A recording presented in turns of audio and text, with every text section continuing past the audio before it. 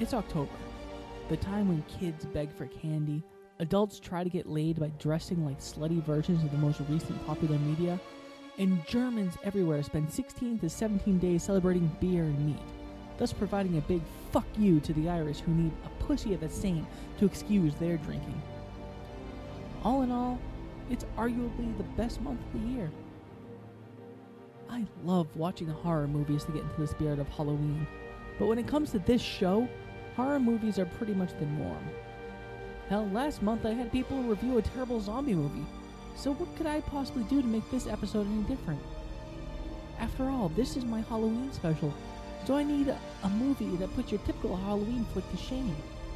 I decided to reach deep into my past and pull out a classic of cinematic bad taste, Bloodsucking Freaks.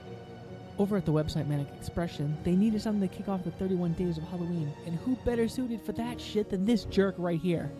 But who should I subject this movie to? Fuck, why not go for broke? I gathered up James, the site creator, as well as Mark and Kyle, two of the site's admins, to watch what many people would shut off after 5 minutes. James and Mark may not have known what they agreed to, but Kyle should have known better. He was with us for another gay movie, thus making him either a very brave man for coming back, or a very stupid one. Who the hell writes things like this? Who's this guy? Why is he here? So we're just cutting to here now. Why not? They couldn't even write the animals well. How does that make any sense? How can he be there now like this? They'll just take not what's this how guy? people act. Fuck me. What did I just watch? The IMDb and I think someone actually wrote a synopsis. I looked it up on Wikipedia. It is one of the 100 most controversial movies of all time. Really? It's Yeah. fucking stupid. Pretty high on the list, actually. I was surprised it was higher. Maybe than by 70 standards. it was higher than Clockwork Orange. This movie got No. its absurdity. I'm sure we'll go over it later, but this movie it's one of those ones that it hit a cult standing because it was basically picked up by Trauma. Mm. Yeah. Yeah, listen to all that. Oh, fuck. There was some mothers against pornography that championed against it, and that just made it popular. So Oh, yeah, those guys. This is one of the most 100 controversial films of all time. yeah, and high on the list. I thought maybe it'd be like in the 90s. It was, I think, in the 30s. Really? See, when I Yeah. think controversial films, I think Guess Who's Coming to Dinner, not this horse Yeah. shit. Well, it's kind of funny because most controversial films are controversial because they attack a subject. This movie just did stuff that was weird and strange. Yeah. It's just a standard exploitation film. I mean, there's really nothing to it. No, there wasn't. This little review here is how we're going to start off the 31 days of Halloween. How do you like that? Nice. I think I did a pretty good pick. Yeah. No, I will confess now that I was watching this film yesterday and I realized, hey, there's football on right now. So I put the football on mute and I was kind of watching that while I was watching the movie. I tried to do that. I tried to do other things, and I kept going, wait, what the fuck's going on? I'd hear sound, and I'd just be like, what is this? What's going on? Oh, fuck. I admit I wasn't even curious. Like I look back like I don't really care. Oh, man. When I first saw it, it was back in college, so I was about 25, and my friend Charlie, who was on the last episode, said, well, I know you like bad movies. And I said, well, of course I like fucking bad movies. They're fucking bad movies. They're amazing.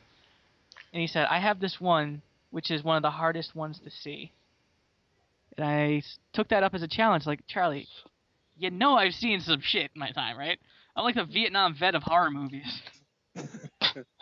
So, he lets me borrow Bloodsucking Freaks, and I watch it, and I knew I had gold in my hands.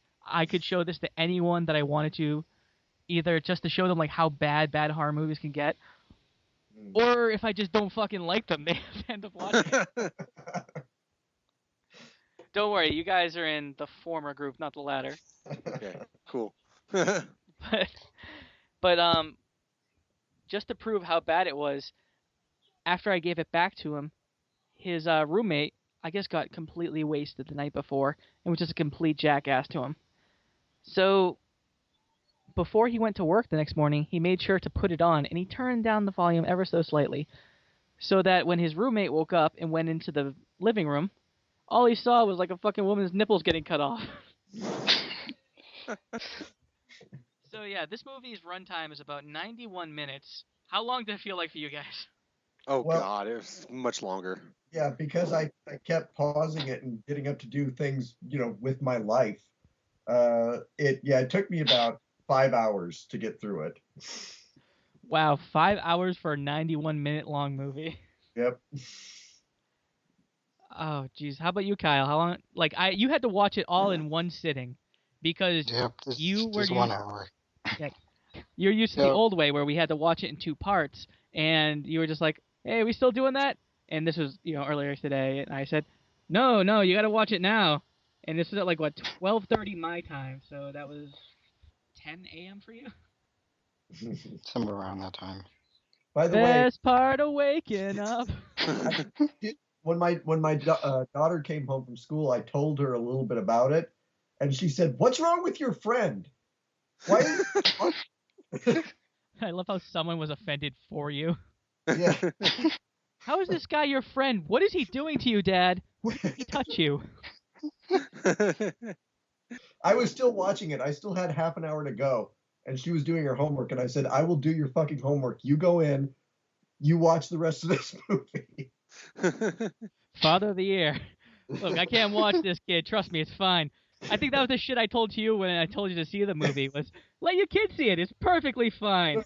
What you said was, you sent me an email and you said, "By the way, you probably shouldn't let your kids watch this. ...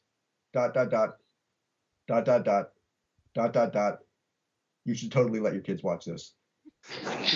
What the fuck is wrong with you? I don't know. Maybe I'm like fucking Sardu in this movie. I just love torturing people. Was that his name? I just kept calling him Skinny Louis C.K. That's what he fucking looked like. Yeah, this guy had a name, Sardu, and I'm surprised I remember that because, like I was telling you guys earlier, when I watched this, I watched it just like I did back in college, and started with a glass of wine, which proceeded to be a bottle, and it's not a normal bottle. You know the ones that are a little bit more expensive? So it's like $12.99 instead of $7.99, so they're like bigger? Yeah.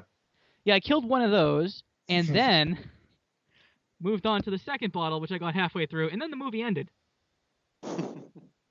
So yeah, I had a blast from the past, and that was the only way I could get through it this time. I forgot how bad it was. I watched the first 20 minutes just watching the film, and I thought, God, surely an hour of this film has gone by. No, it was 20 minutes. Okay, football on. So, what did you guys expect when I gave you this movie, and did any of you guys actually see the YouTube trailer? I actually watched the YouTube trailer today. I watched it, but sort of in the background while I was doing 10 different things. All I heard was sort of 70s exploitation sounds, and I went, okay, I know what this is. I watched the trailer too, and I saw the title. I thought, well, this is a vampire film, just from the title. And then I saw the trailer. I'm like, this is not a vampire film. What the is this? I don't. Why is it called? Why is it called Bloodsucking Freaks? That title has nothing to do with anything. There was the doctor with the straw. Oh yeah, the whole drinking someone's brain through a straw. It originally wasn't called Bloodsucking Freaks. It was originally called The Incredible Torture Show. And then when Trauma picked it up, they renamed it Bloodsucking Freaks because they're fucking Trauma.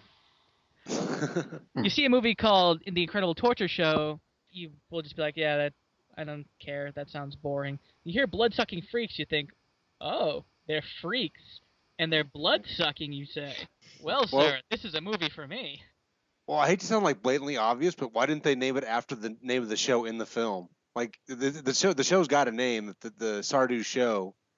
Yeah, it's called The Theater Macabre. Yeah, why didn't we call it that? Just out of curiosity. Because they're fucking lazy. That's why. All right, so I heard about The Theater Macabre somewhere, but maybe it's from this movie. It's not on IMDb. That is the perfect name for a movie, though.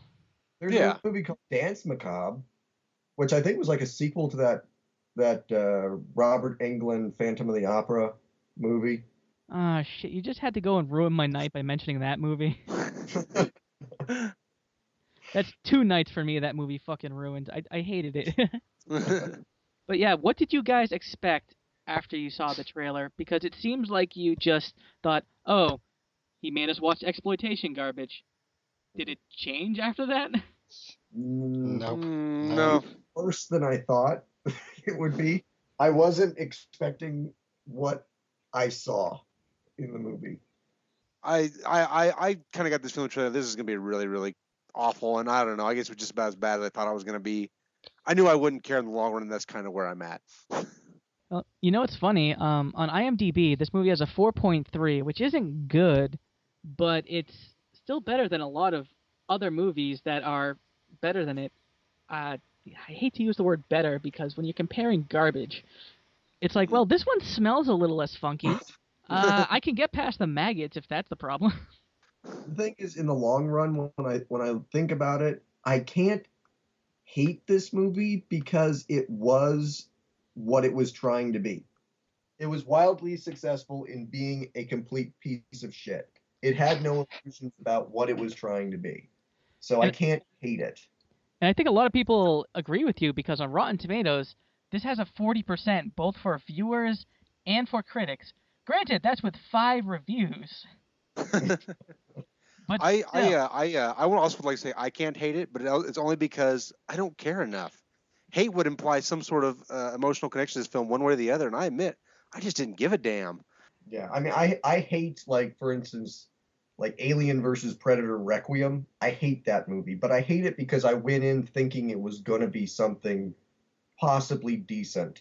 I went into this going, this is going to be a complete piece of shit, and it was a complete piece of shit. And I think they wanted it to be a complete piece of shit. So everybody's happy. Job well done. So yeah, let's start out with let's just get right into the beginning of this. So we'll start with Mark. We'll start with you. Okay. Do you remember how the movie began? Son of a bitch. Yeah, they're just showing the show, and they had the chick there. I think they're breaking one of her fingers, weren't they?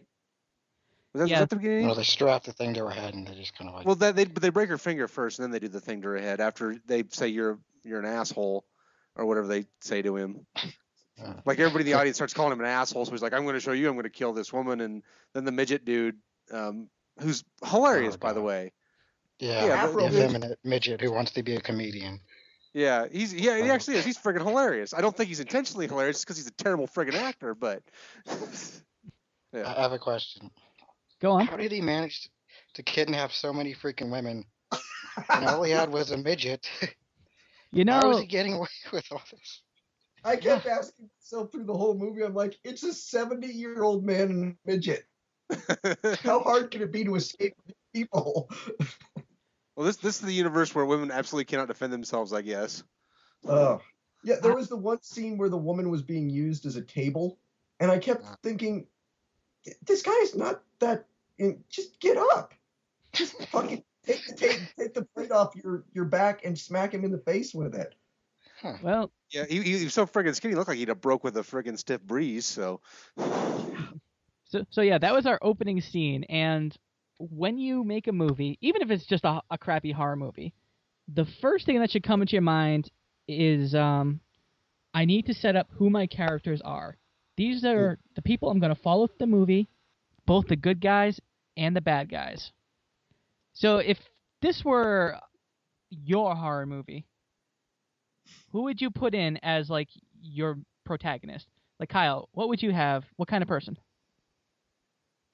Someone who doesn't get freaking kidnapped by a midget. That's right, I'm sure. That's a good start. How about you, James?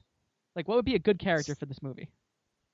As the protagonist, someone that I gave a shit about. Somebody who the actor wasn't a complete flatline and wasn't an incompetent idiot, which the protagonist in this movie was. So. And Mark, what about you? Like, what kind of character would fit in this role? the really bad Joe Namath ripoff sure wasn't it. I don't know what would have been better, but yeah, I know the Joe Namath ripoff didn't work for shit. Yeah, that's what I was kind of getting at, is that Yeah. when you make a horror movie, number one on your list for your protagonist probably shouldn't be a football player. Opens up a lot of questions. Yeah. Or a corrupt cop that is the most corrupt cop in the history of law enforcement. Yeah, Nonsensically corrupt, by the way. Yeah, he just blackmails people. He never follows it up. Like he's just dumbass never gets paid. Constantly blackmailing people, and then just because if there's one thing that the police don't do, it's help rich people. What was his motivation? Like, he kept switching sides, and I was just confused. Like, wait, people had motivations in this movie? I didn't think there was any reason for anybody doing anything ever in this film. So that's the funny thing. The movie has your protagonist, but doesn't follow him that much, except when he's on the phone, because nothing says excitement and thrilling cinema like a football player not playing football, just sitting on his bed on his phone saying, "My girlfriend disappeared. Well, where'd she go? I took her to see this creepy guy." And then it's almost like right off the bat, they introduce us to everyone who is a good representation what kind of failure should be expected. Because then they actually talk to Stardew. Do you guys remember that conversation between the football player, Stardew, and the blonde bimbo who was a model? Ballerina. She's a ballerina. Oh, yeah, that was kind of important. How did I just forget that? Oh, yeah. I don't know. Yeah, they talk about her dancing all the damn time in the film, so... Jesus, I forgot she was a ballerina, and that is such an important aspect to the movie. That just tells you, like, how much my brain is trying to reject everything. Actually, it tells you how little this film matters, but... Yeah. A football player and a ballerina walk into a theater. And talk to a weird dude. And a film critic. Don't forget the film critic. Oh, yeah, there's a film critic. He was a critic. They never were specific about what he's a critic of, because later on he's criticizing art.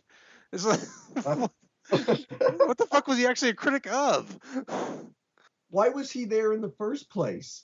I mean, he did nothing but talk shit about the show during the show. Yeah. And, and seemed really antagonistic towards Stardew, and there was no reason for any of it. It just was there to establish that he was going to get kidnapped later for some reason. Yeah. But which a plot point that never materializes at all. Yeah, and then you have the conversation that was between Stardew and the football player and the cheerleader. Why do I keep calling her a cheerleader? I want her to be a cheerleader. She's a goddamn ballerina. Anyway, their conversation is basically them going, "That was such a show," and Stardew being like, "Yep, it totally was. It was murder." And they were still talking to him, like, even if he was joking. That's what happens when, like... So obviously evil. How could you fucking not notice? That's what happens when, like, the awkward kid tries to make a joke and fails. You back away slowly and wish them good night. You don't stick around and be like, "Oh, okay. Murder, you say?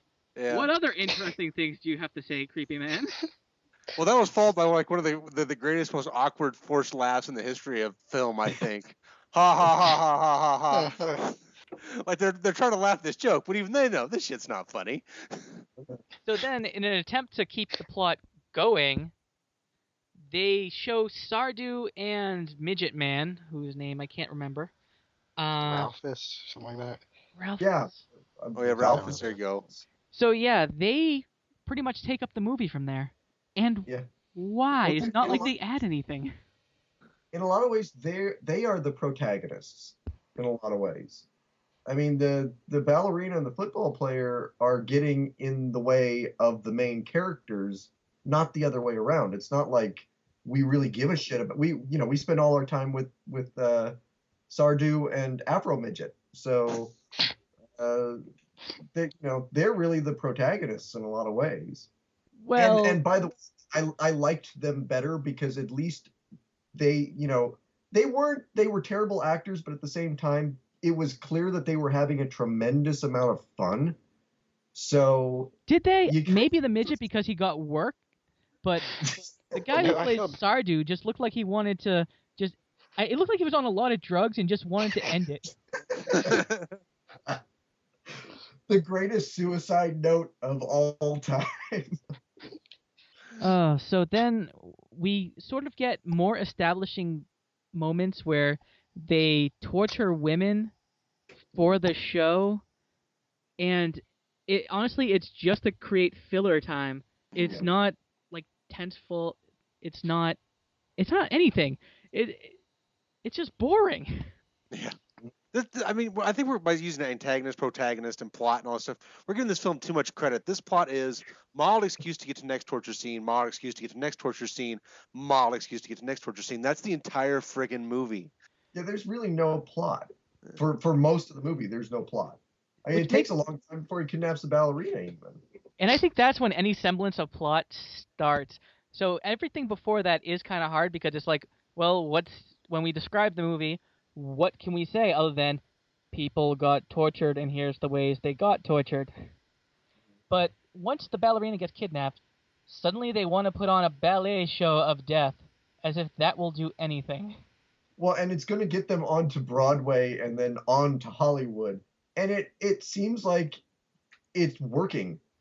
Like, it actually is like, oh, we've already gotten, requests to move this up to Broadway. It's like you had one fucking show. It's in this dingy little theater. In Soho. They kept saying we're in Soho. I don't know why they felt that would need to keep saying that, but Because Soho is trendy, and there are a lot of, I don't know if you call it off-Broadway, but there's a lot of artistic people. There's a huge community in Soho where I guess you could put on something like this, and it would be unique and trendy, and you could pull something from it. Only problem is you need to have something unique and trendy and something worth talking about, not just, hey, look at this person. yeah. We Well, are fuck all. murdering I'm never going to Soho. Well, I mean, these theaters do exist, and I mean, they were very popular for a time. I don't know how popular they ever got in America. They were very popular in Europe for a while, but it just seems like they didn't even have trendy people in the audience. It was the football player, the ballerina, some woman who looked like she was somebody's grandmother. I'm Charles. The art critic. I was like, where are the hippies? The hippies should be watching this. Yeah, the people who actually made the movie seem to forget that you kind of need to fill up the rest of the chairs because there's like a lot of empty space too. There were like 4 people in the crowd. Well, heck, even at the end when the theater's packed, it's only got 20 seats to begin with, so I can't imagine they're making a ton of money. It's a full house, Ralphus.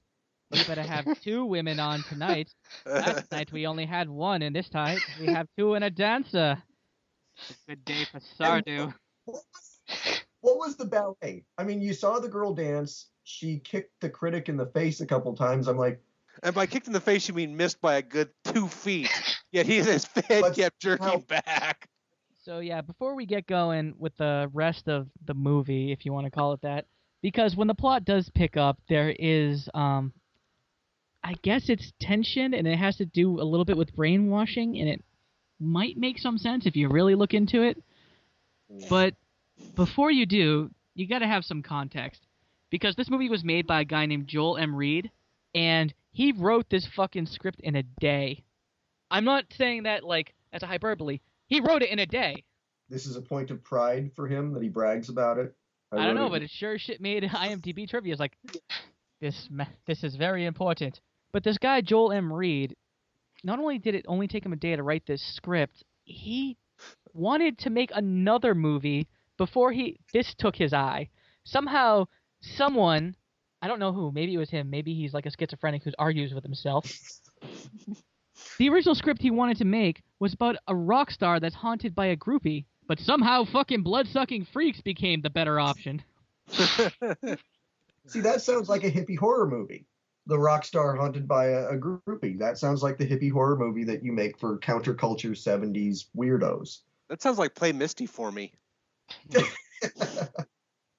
the exact plot of Play Misty for me, except he's a DJ instead of a rock star. I got a question. If there was this rock star haunted groupie movie, Like, how would it play out in your mind before Joel M. Reed fucked it up? Like, to me, it could be kind of cool. It's like, it's a half comedy, half, I guess, Ghostbusters, where he, it comes back to teach him a lesson, but he just constantly has sex with all the ladies. I don't know, and has him dying of AIDS or something. Ghost AIDS. Ghost AIDS. Ghost AIDS. It exists. I actually have a question. Yeah. If you were walking through your house and you found a human head, would your reaction be ew, or would it be holy shit? There's a fucking human head? Because I remember that part, and that Yeah. was a really major interaction right there. A human head that get fucked, by the way. Yep. Was that the same head? Because I'm pretty sure that just happened. It was just like, hey, we're going to guillotine this girl. Oh, yeah. And Ralph is like, huh. Well, waste of a good head. It's like, why not? Yeah. Okay, I got a question for that part, though. Did he fuck the mouth, or did he fuck the stump? I think it was the mouth. Well, it's hard to say. There's only so much that they could film. And that's what makes it really funny to me that this movie was originally cut to an R to actually get rated before it was shipped. Now, that's not to say it's R now, because the assholes at Troma decided to ship the uncut versions to theaters with the R rating still attached, and that got them motherfuckers sued. So, but it makes you wonder, like, what could they have cut out that got them an R rating? Because with shit like that, you have all these scenes where they just say, what's the worst possible thing we could think of? Film that. yeah. Maybe they cut out all the porn scenes and just left the exposition scenes in there, which would have been about 10-minute film and would have made even less sense somehow. I would think back then, especially if you cut down a lot of the nudity, they could have probably gotten an R rating. I mean, the violence never bothers the MPAA nearly as much as nudity does. Well, back then it did a little bit. It depended on what type of violence. Dismemberment was still kind of taboo at the time. You could get slapped with an NC-17 rating for that. Sex and nudity, definite. But there were times when anime coming over got slapped with an NC-17 rating, or they just were released unrated because they knew they were going to get an NC-17 rating. When Akira first came over, I don't remember it being rated. It was just, hey, it's Japanese animation. It's disgusting and it's full of violence, but it's a good movie. And then, you watch it today and you're like, okay, yeah, I can see how it's an R and it got its proper rating. But yeah, for the time, you had to cut something out, and when you cut out the worst possible things, you're kind of left with the beginning and ending credits. Yeah. And the only part there were parts that disgusted me, but the only part that really actually bothered me was the dartboard scene. Yeah. That I was watching it thinking, all right, you fuckers, I get what you're trying to do here. I don't like you though for doing it. So why don't you describe that scene for us? All right, so what's his name? The fucking guy, the Sardu and Afro Midget are they're playing. See them playing darts, then they're listening to a jaunty tune and they're having a beer and it looks like so much fun. Fucking ass darts. They're throwing. You think they stencil that on, or did they have to hand paint it? Like, well, my question was, this woman barely reacted to getting hit in the ass with a dart. Everyone else screams bloody murder, but this one woman who's actually getting hit with things. Well, that's the she just least worst thing that happened. The part he leans over to, and he says, "Watch me hit a bullseye." I was like, "You fucking." Which, by the way, they moved that bullseye down because they knew they weren't going to stick an actual dart in her ass. Just kind of hanging it by the cheeks. It was like, put it there. I was bothered by the backgammon scene just because they clearly didn't know how to play backgammon. Yeah, this fucking thing was written in a day, but I'm sure it wasn't filmed in a day. I know it was filmed at night from like 12 to 6 12 a.m. to 6 a.m. But that gives them enough time to ask someone, like, hey, we have a scene with backgammon. How the fuck do you play that? Because it's not like it's a hard goddamn game. No, it's actually an extremely simple game. It's not hard to master, but extremely simple to play. The script was written in a day, but I get the feeling like it was 10 pages and they had to improvise a lot of shit. Like, hey, we got a fake head. Fuck it. We've got because the effects were not that great. I could see them like going, okay, they're playing backgammon. They'll play for fingers because the effects were not good. So it's not like they couldn't just make that shit up on the spot. Yeah, and there was a lot of cutaways to try to get around showing the actual dismemberment of things because they couldn't do it. Except for the girl that she got her feet cut off, and like 3 weeks pass, and when they show her climbing towards the heroes when they come in, she's still bleeding. Yeah. Why weren't they fucking help her? Give a shit. She has no feet. She died. So, all right. So Sardu kidnaps the ballerina, and yeah, it's really hard to describe the plot since there's really only 3 plot points. Stupid people watch the show. Stupid people make the show. Ballerina gets brainwashed into being a part of Sardu's show, which makes everyone else suddenly not suspicious that there might be dead bodies in their basement. And then Sardu is trying to blackmail the actual police officer. So no, you forgot the super important Sardu is a white slaver subplot that goes nowhere. Had made no sense and had no consequences. Well, it didn't need to have consequences. He died. And so if your story is tissue paper thin, would you risk... And I'm not talking about the plot. I'm talking about this guy's plan. It wasn't very well executed or put together.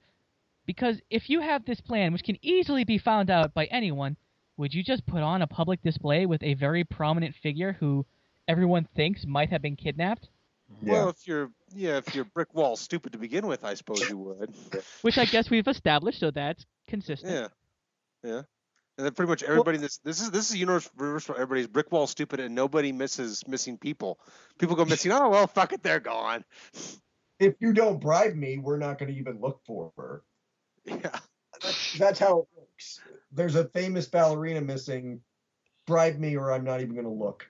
Yeah, because the press wouldn't put any pressure on the police to find someone famous who was missing. The police chief would never go, hey, who's handling this case? Yeah, or if a major football star, which they've established he's a big deal, if he says there's something wrong with what his girlfriend is saying, and she's working for this weird guy after dropping out of a huge ballet recital, I think that maybe someone would take a look at Sardu and his thing and say, maybe in this creepy building filled with creepy people, creepy things are going on. Well, Sardu did have a perfect excuse. He's like, really, how am I supposed to kidnap anybody? It's me and a midget. How would that even work? Well, if only all those women in that cage could answer. Yeah. We haven't even talked about the doctor yet. Yeah. That scene just came and went. This Norman Bates motherfucker sucking the brains out of people. Yeah, so what happened? Because I kind of remember that, but I think I blinked and or passed out. He just kind of comes in to solve a problem and then kills someone only to get killed himself. And then they just drop the problem altogether. Yeah. So, Kyle, what happened there since you seem to remember more? I just remember he just came in. He just came in. He took the chick's teeth out. And then he just started sucking her brains out. And like you do? Through a straw. Through a straw, yes. Because that's how that works. Then, you know what is impressive, though? Sorry, Kyle. You know what is impressive, though? The brains were oatmeal. So even if it wasn't real brains, it's still pretty impressive that he managed to get oatmeal through a straw. I will say that was the only scene where I felt nauseated. Yeah, that was pretty gross. Everything else, it was like, oh, that's stupid, that's cheap. And it wasn't even watching him do it. It was the sound effects where I was like, oh, this is, no, You know what? That's interesting. For as hard as this movie tries, was there anything about it that really got to you guys? It's just so stupid. I just can't be offended by it. I mean, Yeah. I lost interest so fast. I don't think I was offended either. Like I didn't care. I was like, well, this is obviously another crappy effect. Okay. I wasn't offended. It was just the idea of it and the sound. When he stuck this, I didn't know what thing was he stuck in at first, and then he puts his lips on it. I was like, no, no. And you see the red start to come up the straw, and you hear the sound, the sort of slurpy sound effect, and I was like, no, no. You gotta love movies like this though, because in movies like this, people fall apart like frickin' like they're made of Play-Doh. Yeah. The cop had a gun. Did he not think to squeeze off a shot or two before these 4 naked women pull him down and start ripping him to shreds? He was stupid enough to go in there in the first place. Yeah. With these obviously feral women. Well, who are shockingly strong considering they're being starved to death. Yeah. If you're being starved to death, you're not that strong. You're pretty easy to push aside. You know what? They never actually show them being starved. I think they just feed these wild women meat. Just kind of treat them like animals because they act like animals, but they're in pretty good shape. Maybe... He said something about starving at one point. I thought maybe he'd actually did it, and I don't know. This movie has so much wrong with it. It throws shit out there and never follows up on it. Yep.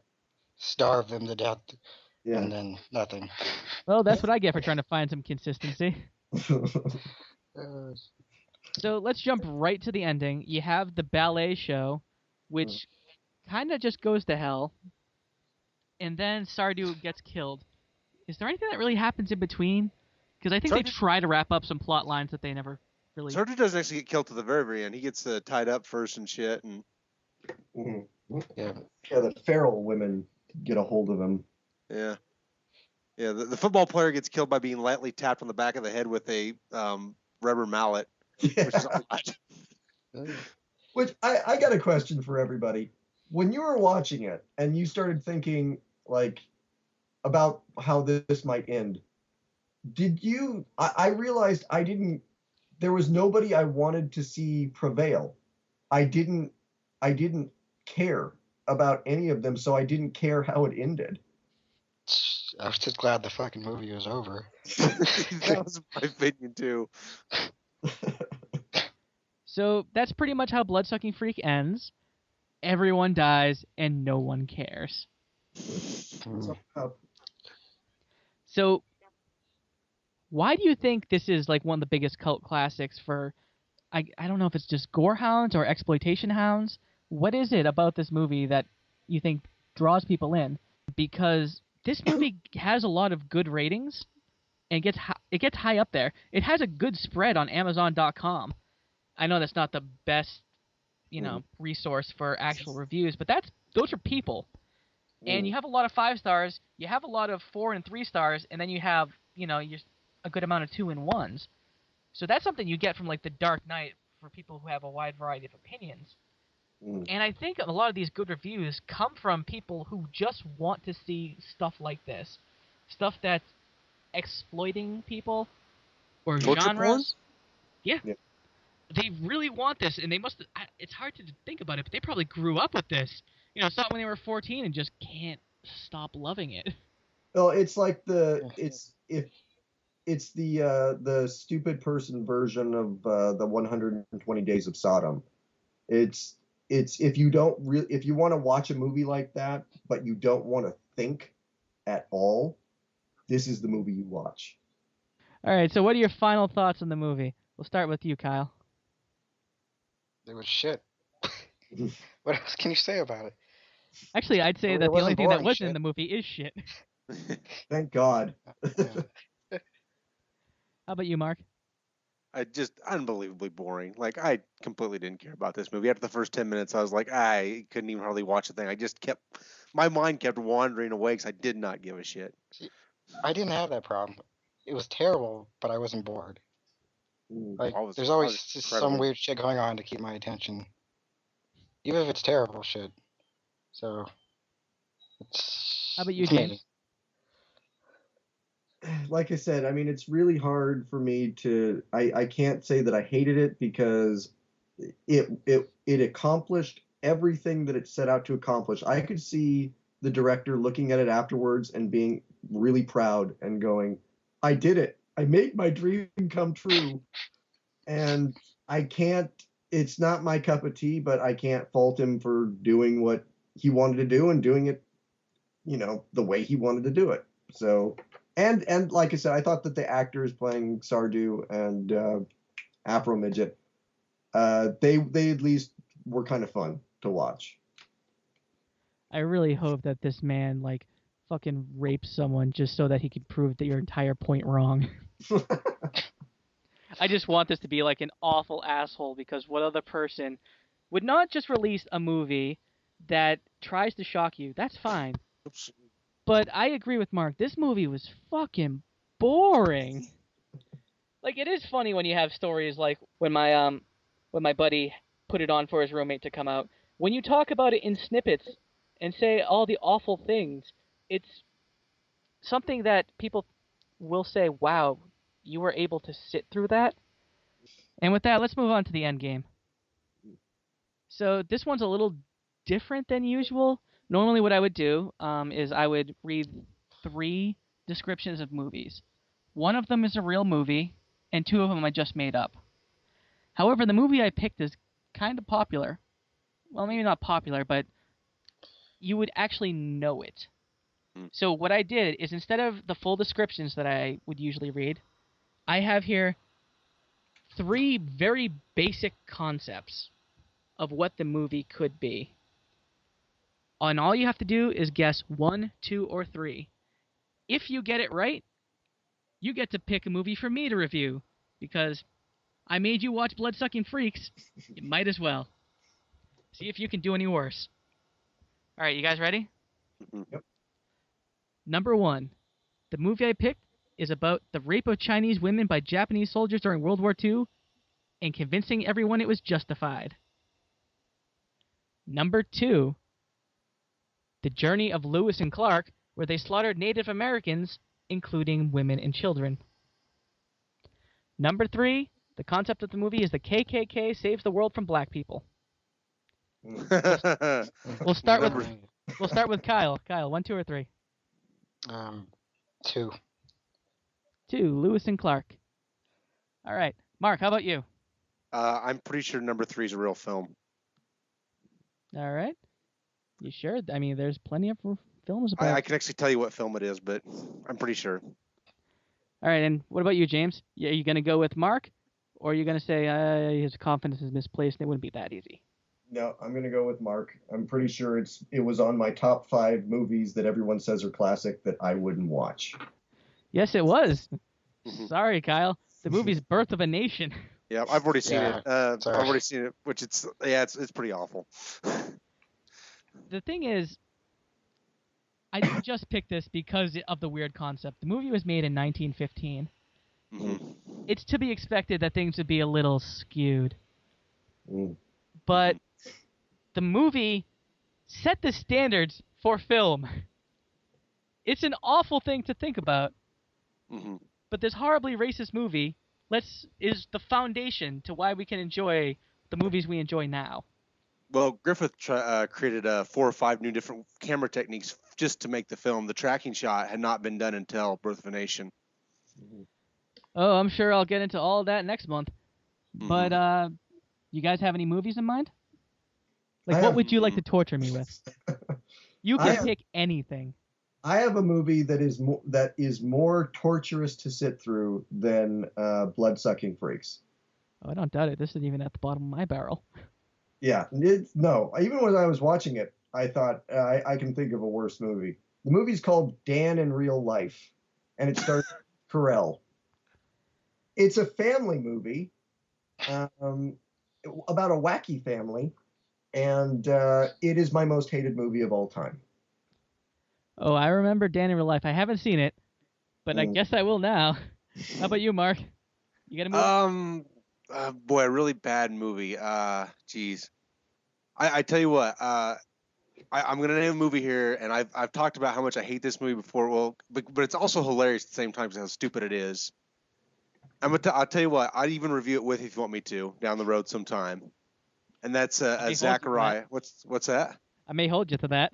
Yeah, no. I would totally review this movie because of how hilariously awful it is. It's one of those movies that's funny because it's bad. It's Zachariah from 1971, very first acid western ever made, and it's just, holy cows, it's stupid.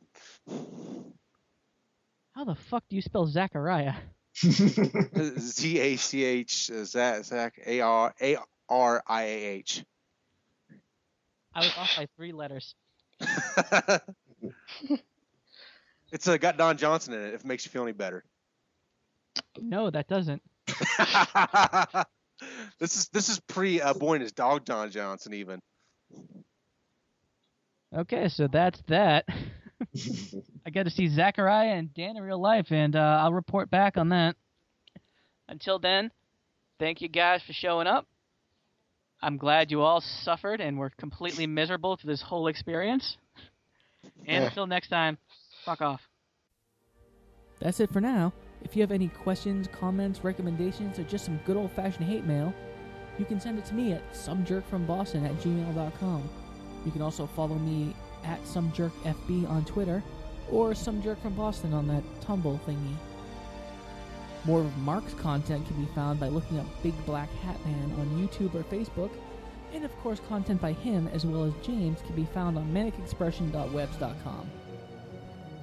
Until next time, remember, not all lanky bald men and afro-sporting little people team up to become killers. It just happens to be the best way to funnel white women to Russia.